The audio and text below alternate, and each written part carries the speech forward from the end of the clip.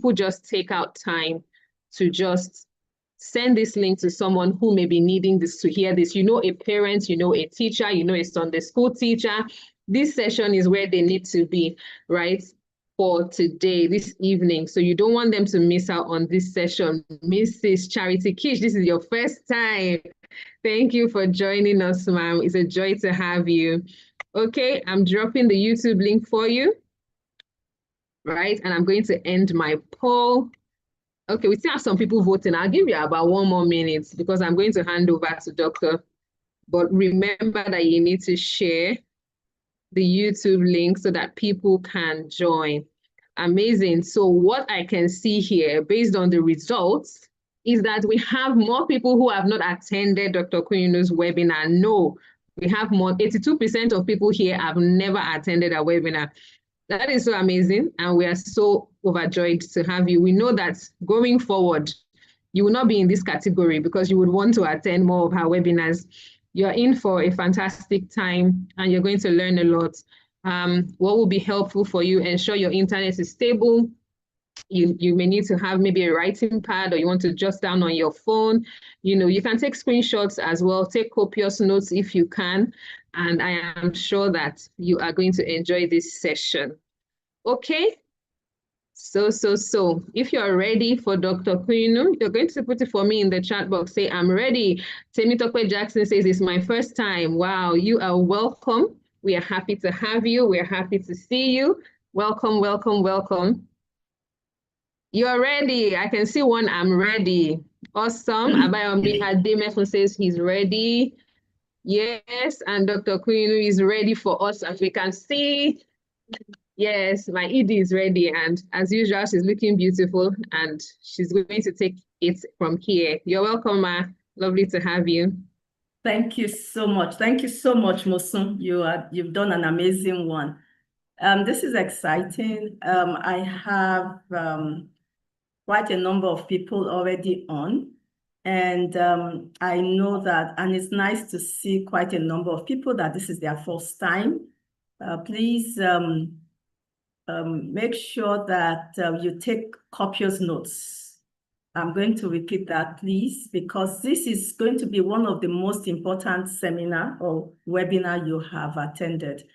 And I will tell you the reason why. The reason why is because it is a webinar that the origin is based on the fact that we want to be able to help our children. We want to save the next generation, We want to ensure that we build health.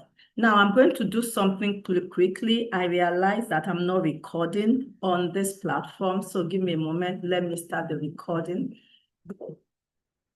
Thank you. Mosun, is YouTube live now? Yes, Ma, we're live, Ma. Oh, wonderful. Okay. So I always do something every time I do my seminar. I say a short prayer. So please join me in opening this by submitting this whole process to God.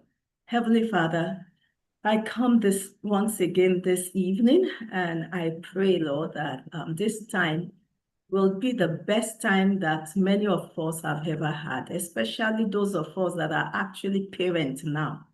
That by the end of this session, that the generation of children we will have will bless us for the seeds that we will sow in their lives. I ask, Lord, that those that are still on the way, that needs to be here, that needs to hear this, I pray that their footsteps will be quickened. I pray that the words from my mouth will not just be a teaching seminar, but it will be a healing seminar.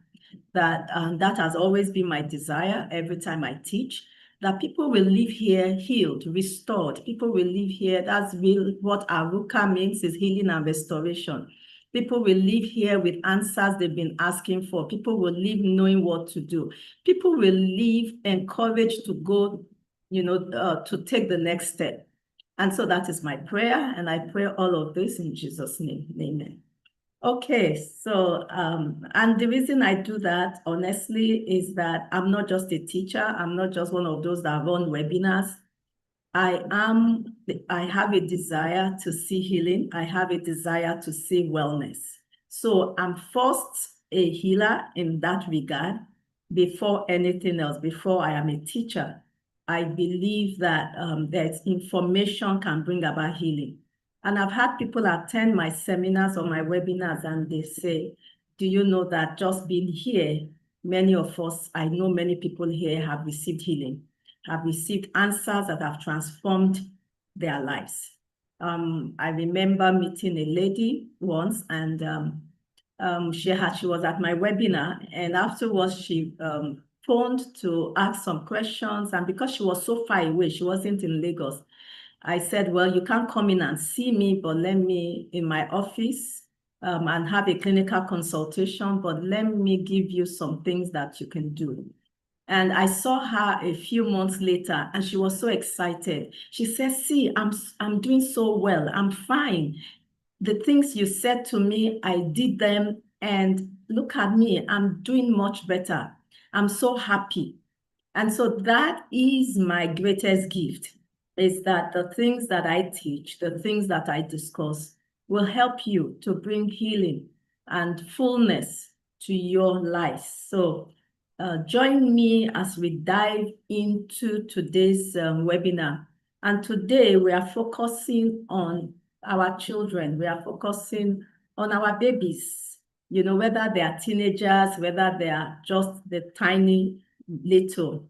We are focusing on them because that is, as parents, that is one of our greatest assignment in life, is to be able to guide, be able to build these children so that they can really fulfill their purpose in life and they can be healthy and well. And brain health is so important because one, the brain inside here is the controlling unit of every part of the body, both physically and mentally. There's a lot that happens within the brain. It's not just a physical thing. It is also mental. There's so much because you have neurotransmitters, you have energy, you have, as the neurons are connecting, energy is being produced that leads to so much, the way we think, so it's not just the physical brain structure we are talking about, but the way we feel, the way we act, the way we behave, the way we do the things that we do. And so understanding all of this is very important. So I'm going to start by us watching a little YouTube video. Let me try to share my link on that. Give me a moment, share sound.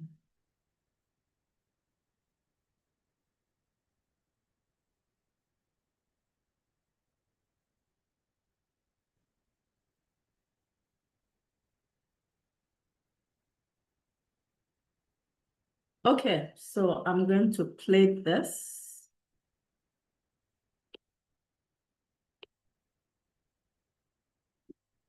In case you cannot see my screen, please just unmute yourself and say you cannot see. So let us get diving. Billions of people all over the world are developing together. And just as it's key for all the different parts of a child's brain to be connected to set the stage for the most insightful and creative thoughts, it's key that all the different parts of the world are connected to lay the foundation for worldwide empathy, innovation, and human expression.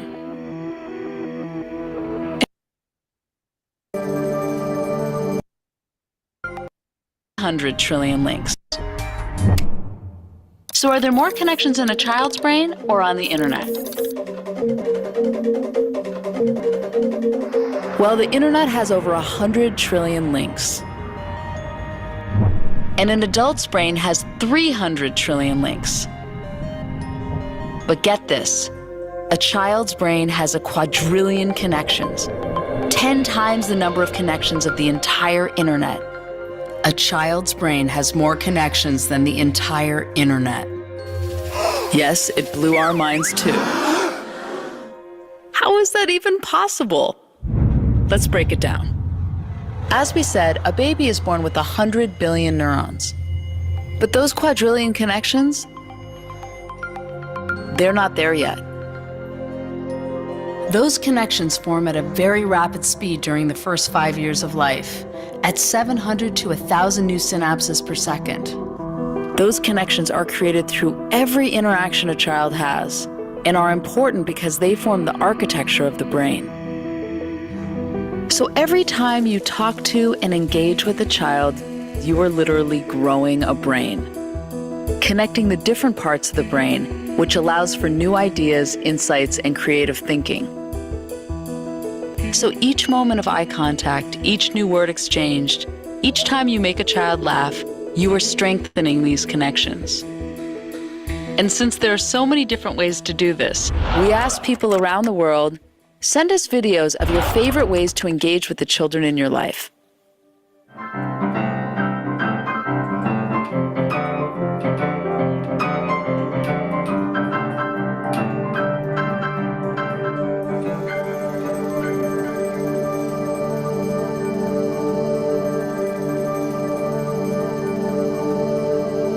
During these early years, a child's brain makes as many connections as possible.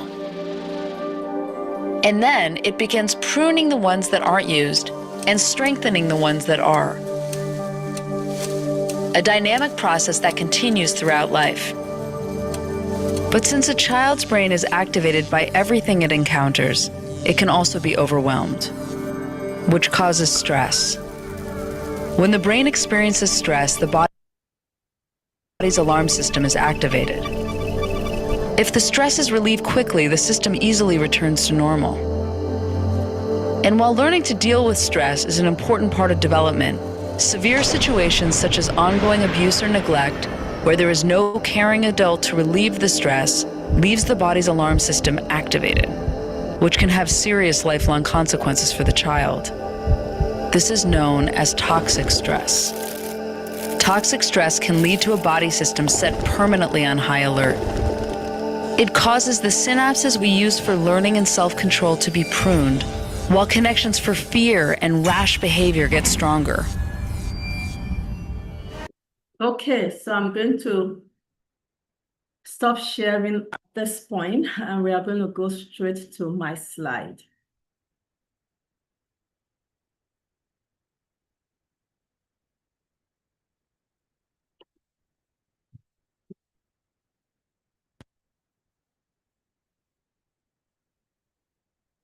Awesome.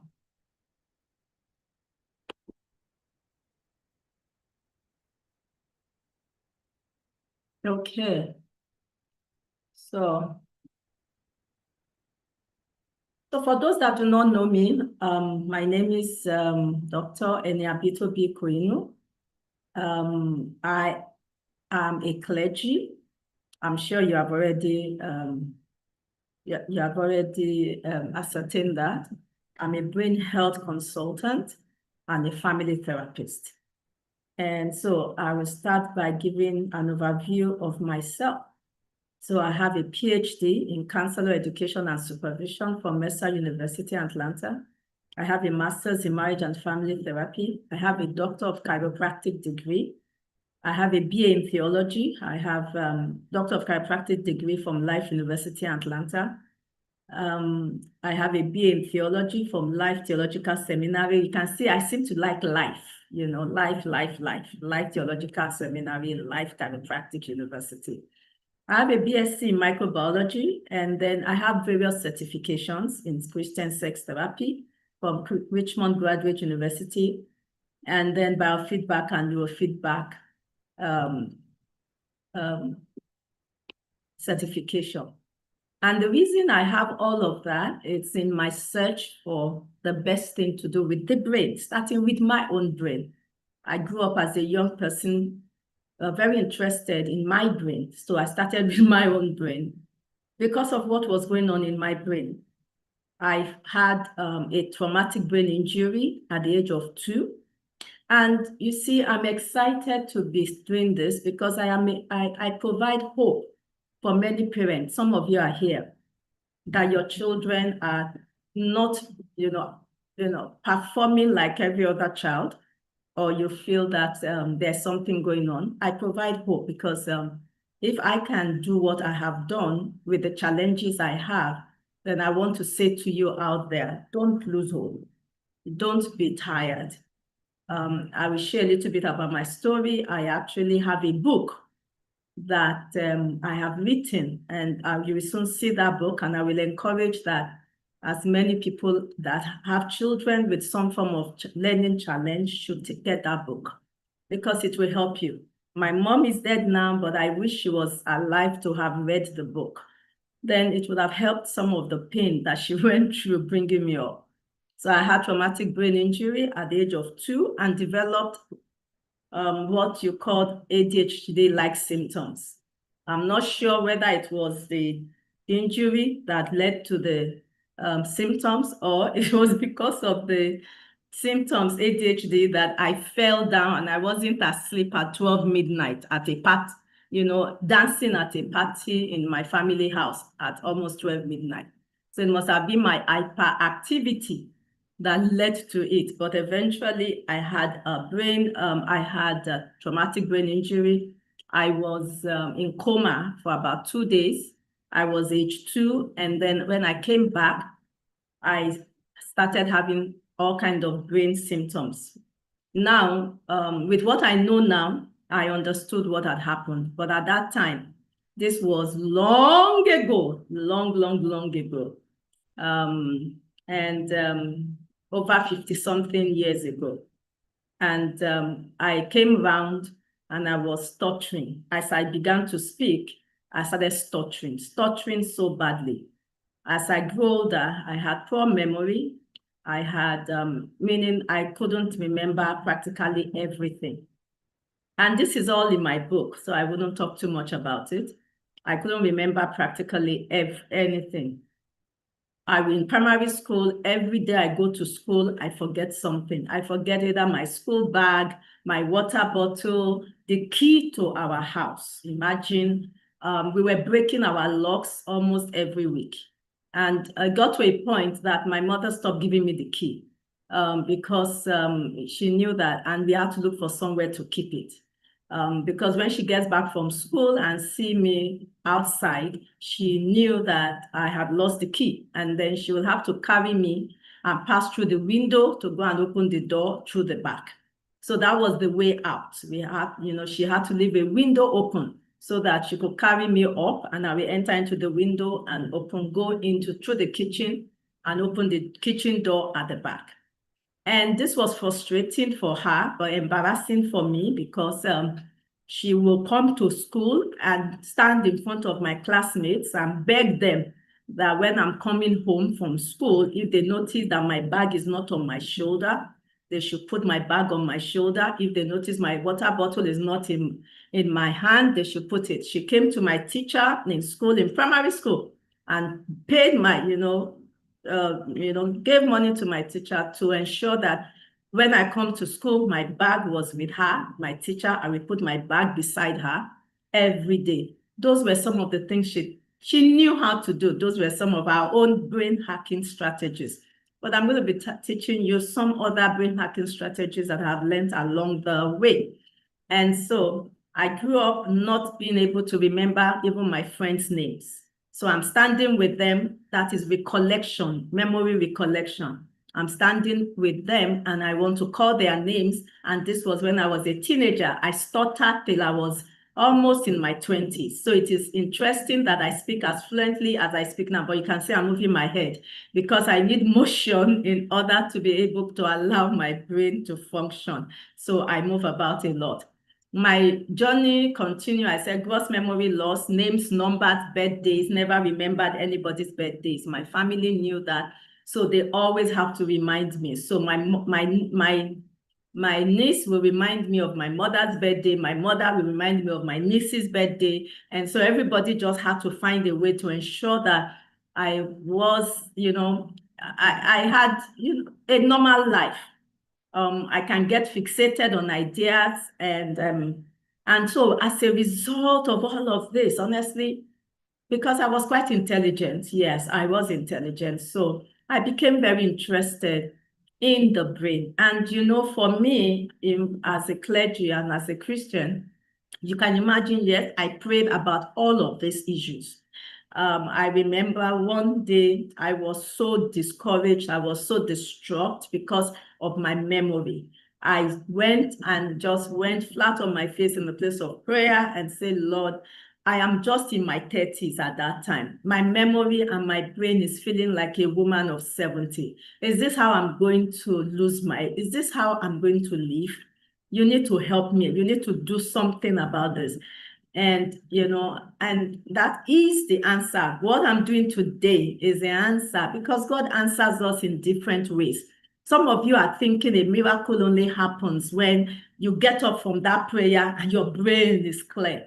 No, life's journey are so different. This is my own miracle. My own miracle has been able to learn all these things to be able to help so many other people that are going through the same thing. So I became so very interested in brain health that led me, after my first PhD in mental health, and I didn't get all the answers. I thought by the time I reached the height of mental health, I will have all the answers to fixing the brain. I didn't get all the answers. So I started searching, and then I heard about what you called functional neurology, which was a branch of chiropractic.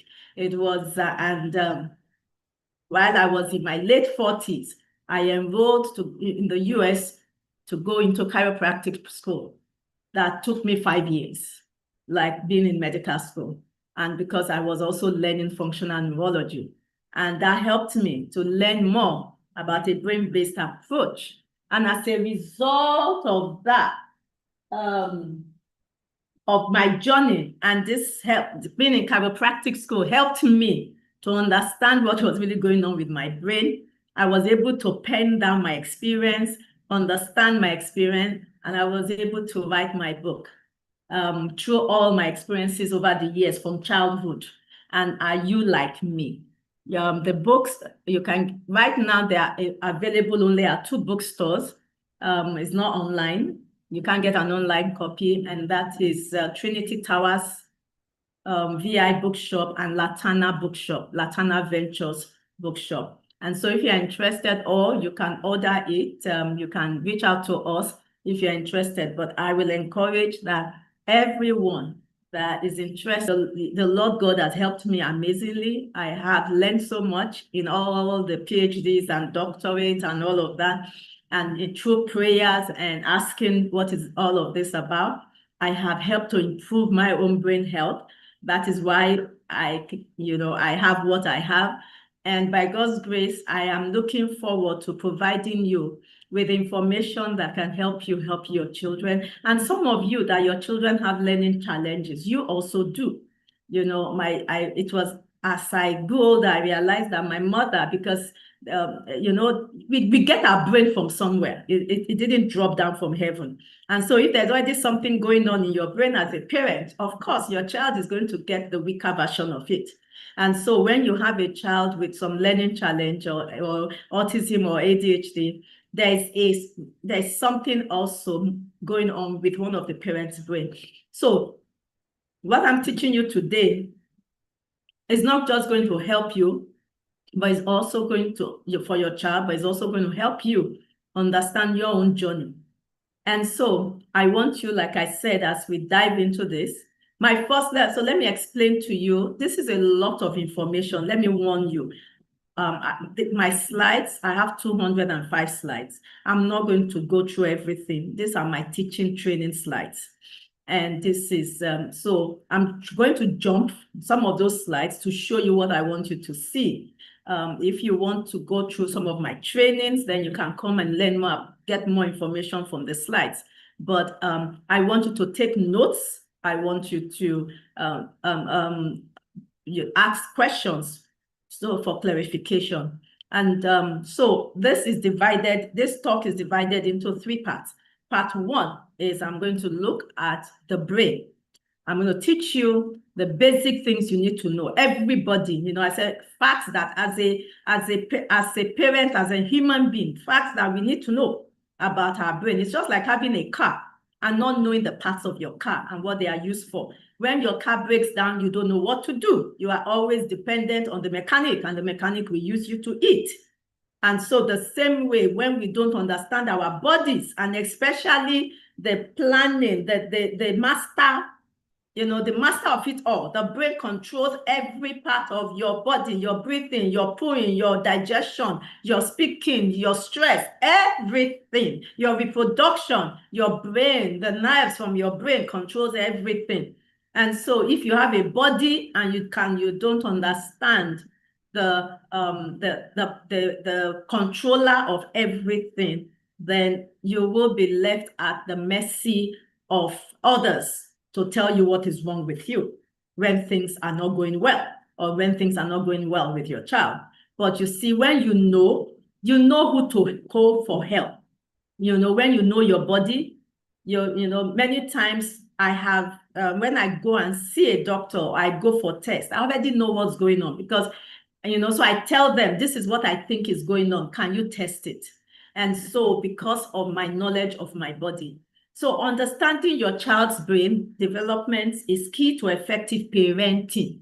This is important to parenting. Early childhood is a critical time, not just for learning basics like ABCs. Unfortunately, we think that what children should learn is just ABC. Is to learn is how to add all A's.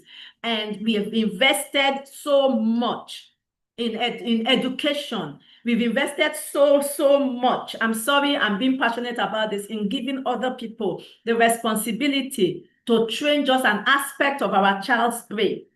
And we are now complaining that children are not social, they are not emotional, they are not connecting, they are not this, they are not that. But because we have extolled academia, that okay, once my child can solve mathematics at the age of 10, once my child can read fluently, then my child is okay. No, it is not okay. Because the learning that we are supposed to give is not just in mathematics and English. Education is just a part of it, a small part of it, is not the big part of it.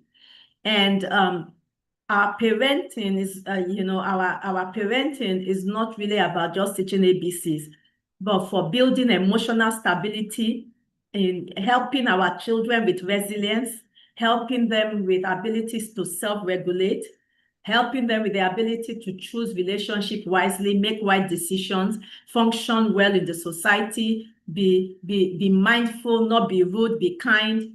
All of this happens with the brain. Memory, focus, and a strong sense of identity. As a result of the issues I had very poor self-esteem. I wrote about that in my book. Because my brain was not functioning the way I wanted it to be, it affected my self-esteem. And those were things I had to deal with. And so for me, why I do this is because of God. God says that He's looking for godly offspring. He's looking for, He's looking for children that we have parented well. And understanding what I'm teaching is part of parenting. So let's start by looking now at the brain. Let's dive in and look at a panoramic view of the brain.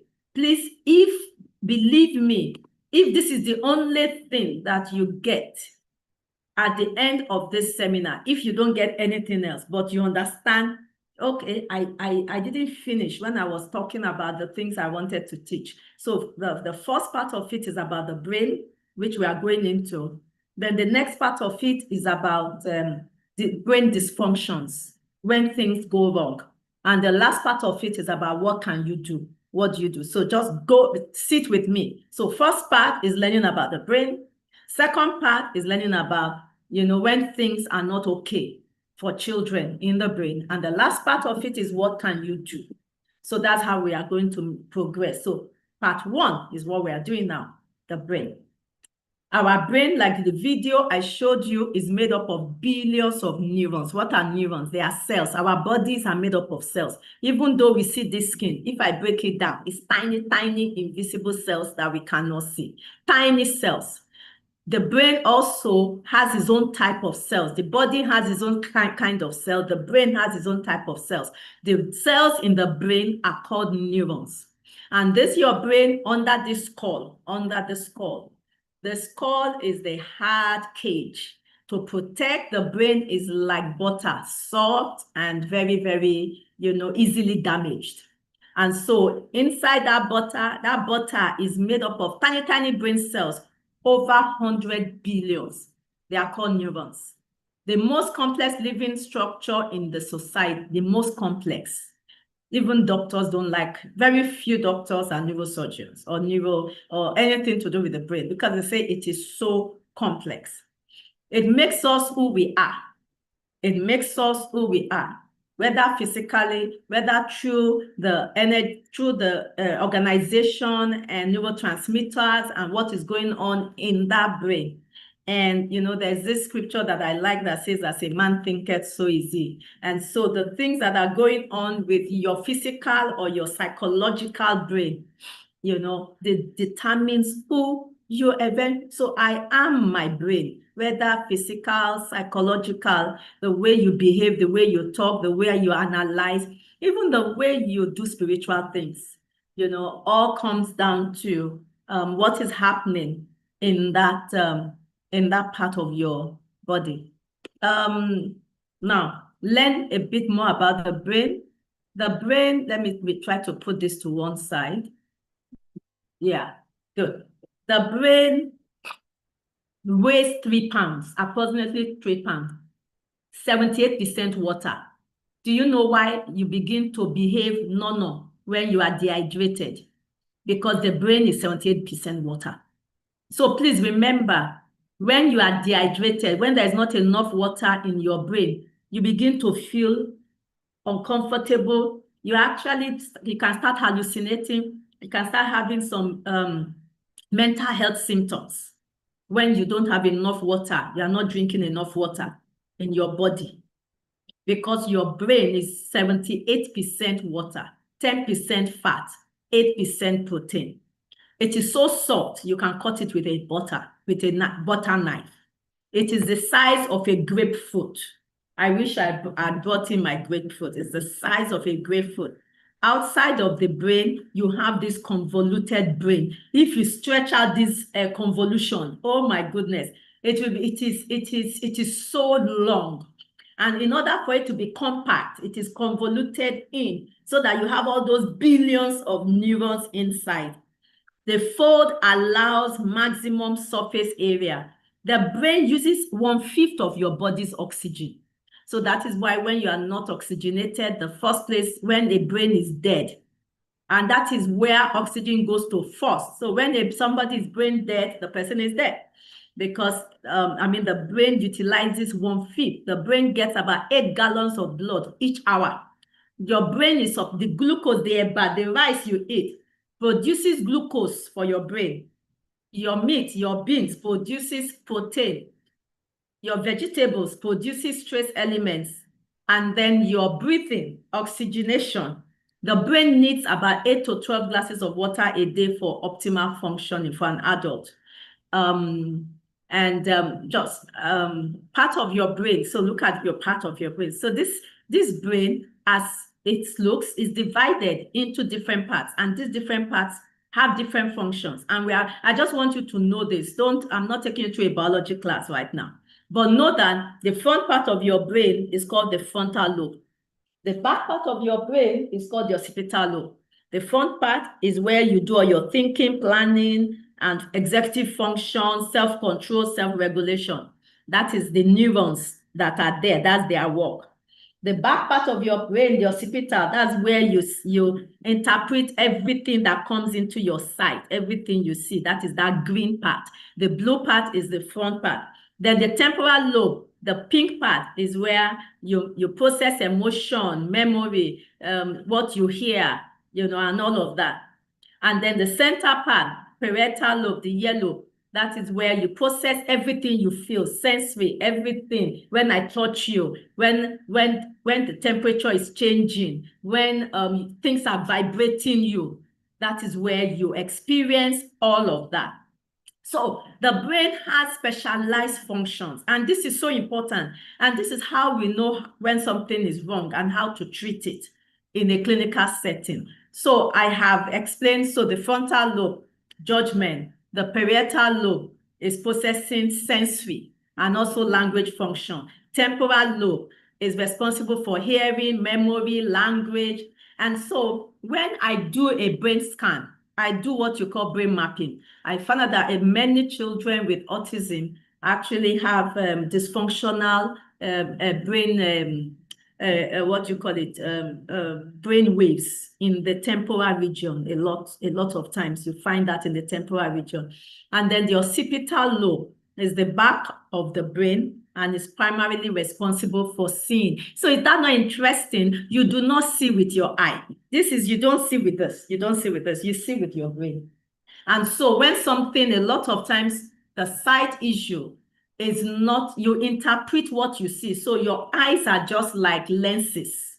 They are lenses to get the information, but the information is interpreted and connected with your memory and with every other part of your brain with what you call it, with from the back of your eye. Is that not interesting? Your eye is here, but the part of your brain is that interprets it is at the back. Brain structure. So we've looked at that. Then the human brain. So take note of this, please. You see, I'm coming together now for looking at children, and this is so important. So you have learned about what the brain looks like. So the human brain develops most rapidly early in life. And let me show you that. There are over 100 billion neurons. 99% of the neurons you need is present at birth. You are not developing new neurons like that after birth, because almost everything you need is already there. These neurons, but there's something, they are immature. And I will show you what matures them. So they are like empty. They don't have information in them. They are like strands that are basically empty. They are waiting for you to mature them. Oh my goodness. You need to understand that. They are waiting for you to mature them. The brain is a use it or lose it. So that 100 billions of neurons, if you don't mature them, if you don't use them, they begin to fall away. Now, what helps this brain to connect? Repetition. During the first year of life, refine and sculpt the brain connection. Things that you do over and over. And that is why, please, as much as possible, at the first year of a child's life, there must be structure. It must be a structure that you are in control of. I know it's difficult. I know in our world where economics is an issue, where you might have to drop the child, after 2 months, and you are working and coming back at 9 o'clock. Now, that is a difficult situation, but just know, and the choice is yours. You decide what you want, what is most important to you, but decide with information so that when you don't have connections with the children in future, you realize that at the time when you were supposed to form the connection, you did not. So it's important that there are actions and consequences to know this truth, and so that you know what to do with it, you make your choices, and so that in future you don't feel bad and you don't blame yourself or somebody else for what you are seeing. Now, the strength and survival of these connections are based on their use. The more a connection is used, the stronger it becomes. I will make you understand this later.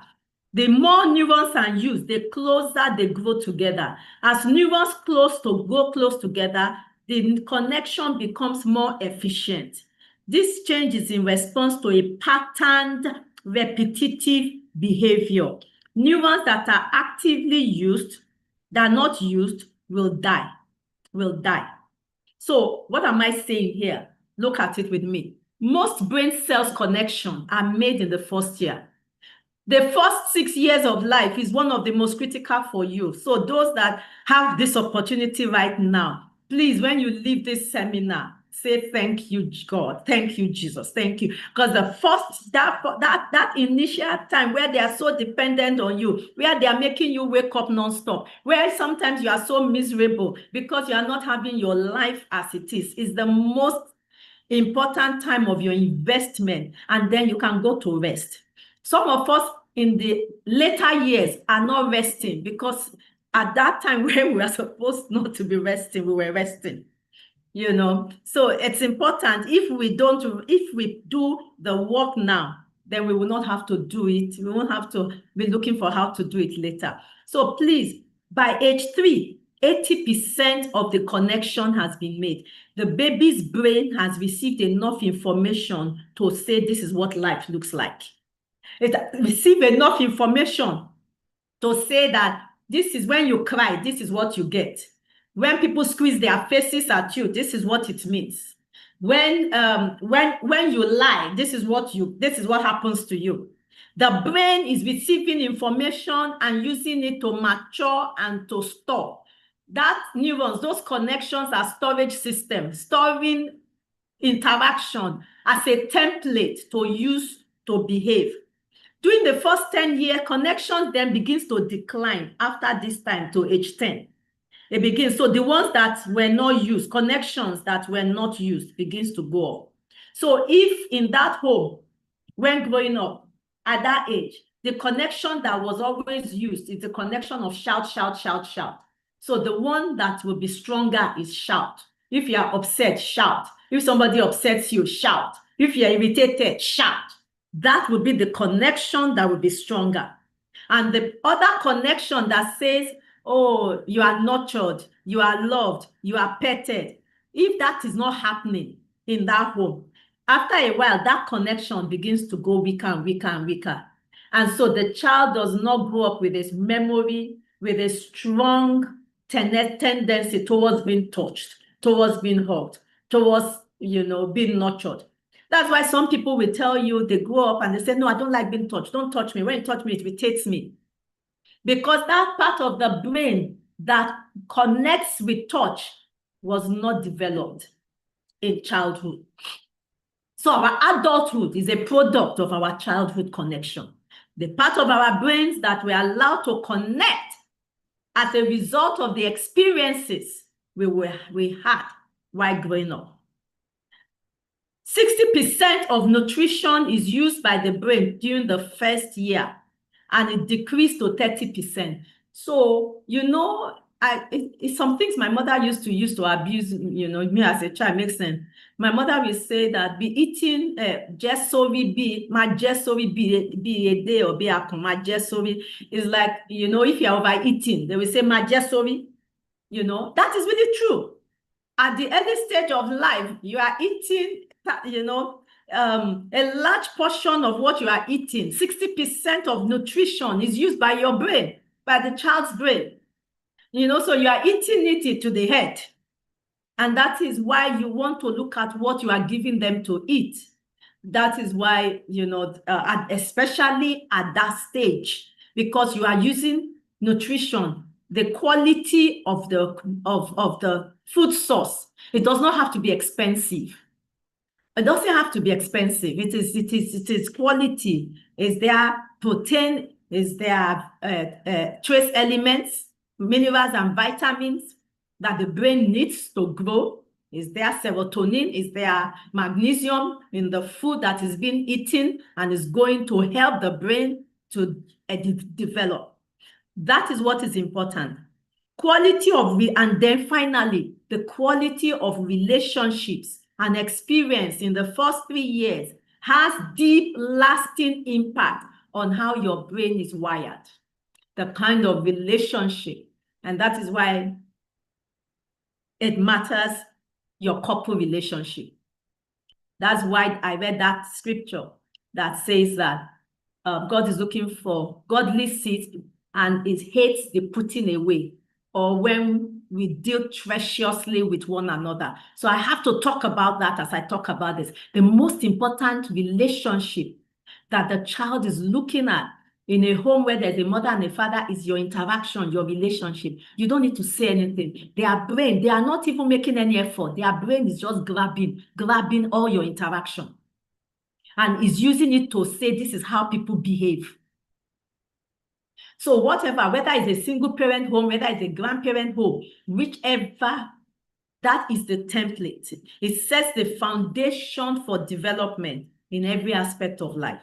By age 5, a child's brain is already 90% of the adult size, but does not mean that it's done with growing. The experience your child has, positive or negative, your child does not choose. Say, this is positive, I'm taking it. This is negative. It doesn't have the ability to do that. Everything is received. But the good news is that things are changeable. Now, look at, these are connections. At birth, the brain has all the neurons, but the connection, look at this. The connection is scanty. By 6 years old, the connection, the brain connection, the brain has taken information from everywhere. And the connection, and then by 14 years old, the connection is getting lighter because the brain is saying, no, you don't need this. You don't need this. This is, and how do you know the ones you don't need? It's the ones that are not used. The ones that are constantly used, whether good or bad. You see, whether good or bad, the ones that are constantly used remain strong. This is an image of the brain, 2 months, 5 days old, 2 months old, 1 year. You can see how dense, you can see the denseness of the brain at 1 year compared to at 28 years. And so the reason I'm stressing all of this is for us to understand what we have in our hands and what to do with it. Look at 5 days old, look at 6 years old, look at the connection, look at the use. You see this red, you see, is the use of glucose in the brain, how the brain is using glucose. The 5-year-old brain uses more glucose, has more active use of glucose, because it is differentiating, it is connecting than the brain of an adult. Okay. Am I making sense to you? If I'm making sense to you, please give me a thumbs up. If I am making sense to you, I want to see you give me a thumbs up in that I'm making sense, that you are getting something. See, I'm trying to go out of my way to really stress and explain this. Thank you if I'm making sense. Yeah, give me a thumbs up. Put a chat in the box. Tell me, what are you hearing? I'm a teacher, so I ask people, what are you hearing? Thank you. Please take this. The early years matter because the interaction between early experience and gene expression. So your experience goes into your gene to transform the gene. We call it epigenetic experiences. Your environment can impact your gene expression and shapes the maturing architecture of the brain, meaning that the experience you have can become coded in your gene, and you transfer that experience and reaction to your next generation. That is how powerful this information is. The development of the brain incorporates experiences, I've said it, whether positive or negative. Brain development is built on a hierarchical bottom-up sequence. And so this is important. Let me show you that. The brain of a child develops from bottom up. I like the scriptures on brain training because it talks about repetition. I told you I'm a clergy, so please bear with me. I have to, discussing and showing this with you. It says, this is brain training. Impress them on your children. Talk about them when you sit at home, when you walk along the road, when you lie down, when you get up. Tie them at the symbol on your hands. Bind them to your foreheads. Write them on your door frame of your house and on your gate. If you meditate day in, day out, that is repetition. Repetition, that is what trains the brain. We see it in the Holy Book. Repetition trains the brain. So the brain of a child grows from bottom. And how is this important for you? So let me explain this to you. The brain grows from bottom up in a child, the rewiring. As a result of this, as a result of this, the last part of the brain to mature is the top, this part. Remember, and I told you this part is the part that is important for executive functioning and all of that, for planning, for self-control, self-regulation. That is the part that grows, that matures last. And it does not fully mature until averagely by age of 25. And that is why we have to protect our children. We have to protect them from abuse. Honestly, there are very few children that were not abused, either almost molested sexually because of who we left them with. If you call 10 ladies, and now guys, now, at least 4 of them will say that somebody touched them inappropriately. I mean, if I take a poll, even on this dashboard, on this platform, and I say, if you were touched inappropriately as a child, can you just say yes? I mean, there's nothing to be ashamed about. If you were touched inappropriately by a child, as a child, can you just say yes? Somebody touched you. I'm not even asking if you were sexually molested, but somebody touched you in a sexually inappropriate way. Just say yes on this platform. And you will see the number of people who, so that protection, because they are the part of their brain that is for decision making and all of that is just developing. So the first part of the brain is the bottom part that regulates blood pressure, sleep, temperature. Then the next part of the brain is the midbrain. Attachment, sexual behavior, emotional reactivity. So that's why, when that part is developing in a child, the child will be holding his penis, or, and you are saying, no, don't touch it, don't touch it. All those kind of behaviors, because the child is still not connecting it fully, because that is the part that is developing. And then you finally have the last part of the brain, the frontal lobe, which logic, affiliation, and all of that. Now, there's a part of the brain called the amygdala, which is the emotional brain, and so I'm going to teach you something. And I think I will send a video on this chat. Because of time, I'm not going to play it, but I'll send it on the chat. But I want you to know something so that you can use it to teach your children. I want you to know something. The brain is like this, so you can use your hand like this to represent your brain. The bottom part of this, your brain, of your hand, is the brain stem. The brain stem is the part where you have your regulation of your blood pressure, of your temperature, of I'm hot, I'm cold, and all of that. And then your palm is where you have your midbrain. And this is where you have your emotion, the seat of your emotion, and all of that, your memory. And then your thumb is called the amygdala. It's also a very important part of your emotion. This amygdala is what freaks out when you are under stress. It gets bigger, and that is it here on my screen. It gets bigger. Can you see my hand? I hope you can see what I'm showing you. Hold on. Let me stop sharing this so that you can see what I'm showing you. Awesome. So I was showing you that in the brain, the way our brain is, this is like your brain stem. And then this is like your midbrain. And then this one, your thumb, this your midbrain is your emotional center, memory, and all of that, learning. And then your thumb is at the amygdala. This is what freaks out when you are under stress and tension. And then this part, your hand, when you put it over, this is the front part of your brain. And so when everything is together like this, fully mature, developed, you are calm, you are controlled, you are okay. But when a child is dysregulated, is overly, and we will quickly look at those problems areas now, then you flip your lead.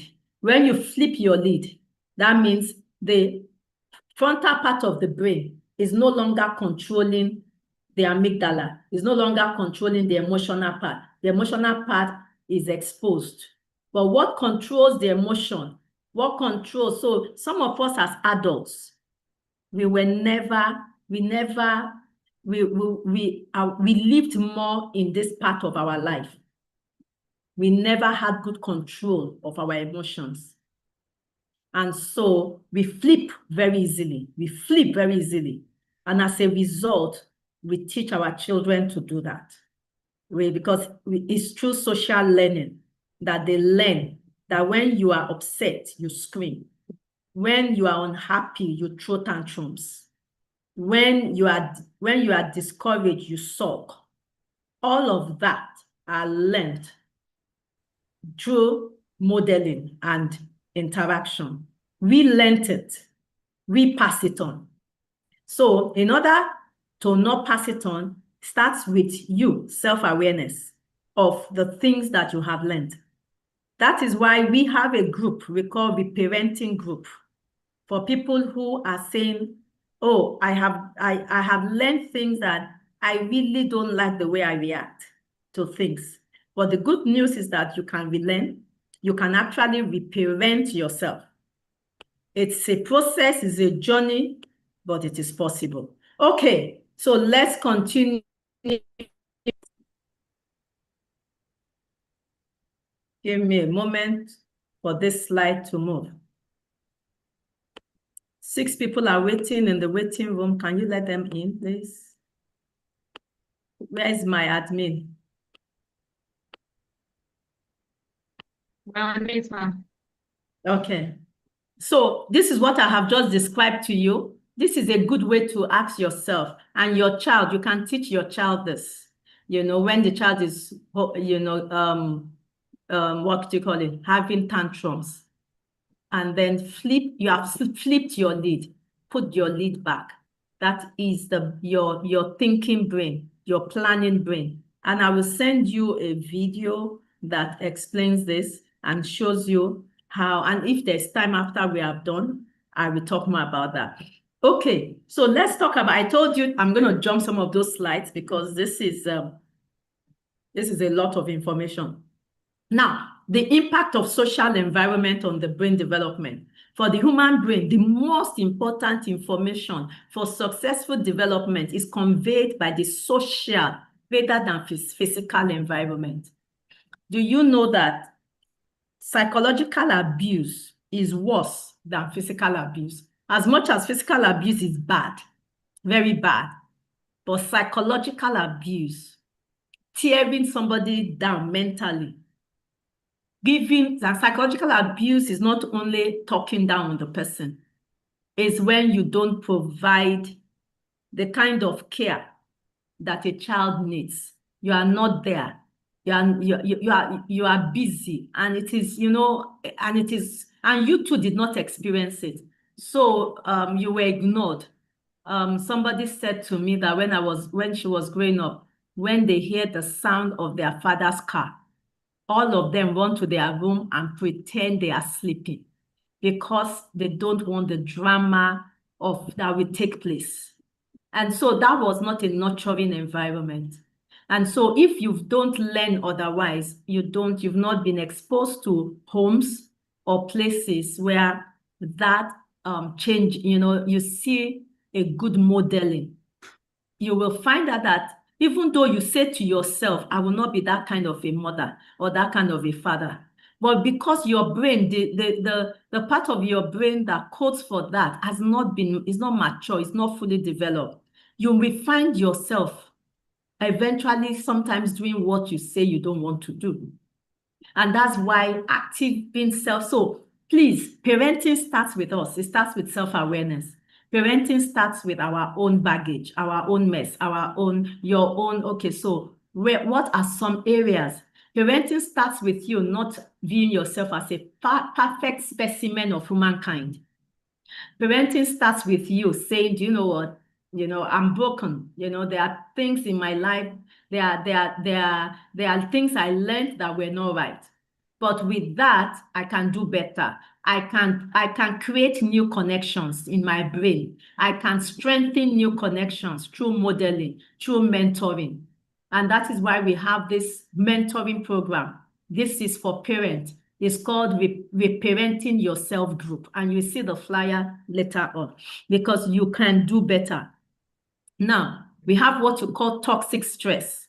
And toxic stress is when a child goes through chronic neglect, abandonment, inconsistent caregiving. Today, the child is here. Tomorrow, the child is here. Next tomorrow, the child has passed through 10 housemates and 10, inconsistent caregiving. There's no individual one that the child is being modeled after.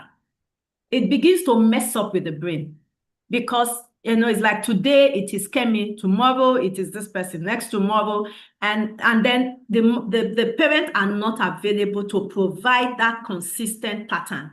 And so all these other people, they bring in their own pattern, then they change, another one comes and bring another pattern, and they change and another one.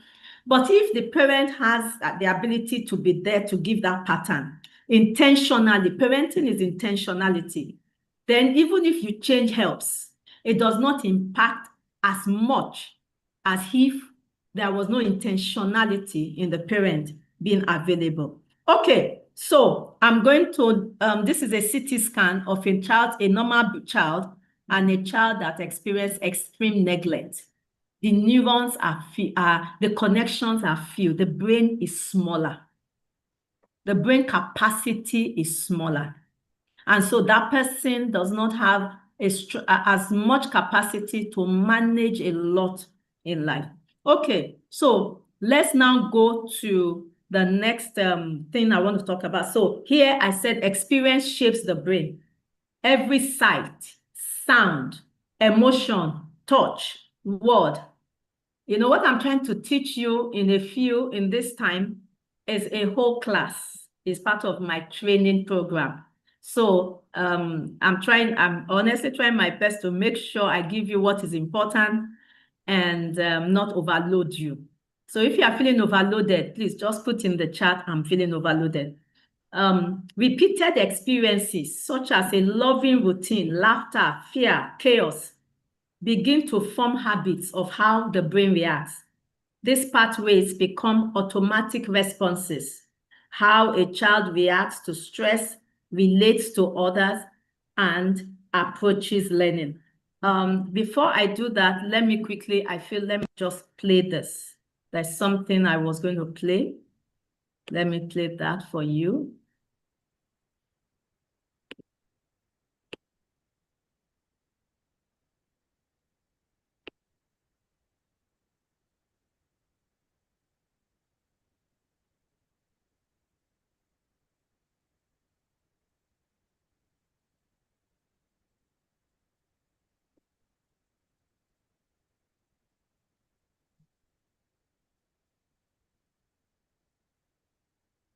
Ever felt a big reaction to something and not known why? Here's a way to help you understand your brain and manage your behaviour. The hand model of the brain. The bottom of your hand represents the brainstem and is involved with the automatic physical processes that keep us alive, like breathing and our heart rate.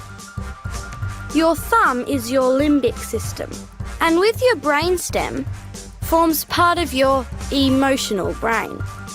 This helps you to manage and understand your feelings and stress responses. The outside of your hand and fingers are your cortex, or your thinking brain.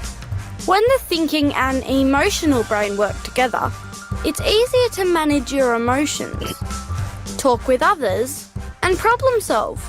But if you feel surprised, unsafe or scared, your emotional brain takes immediate action. It can act much faster without working with your thinking brain, so you flip your lid. If you're in real danger, acting fast can help keep you safe, and that's really important. And then when the danger has passed, your lid comes back on. Your thinking brain is back in control.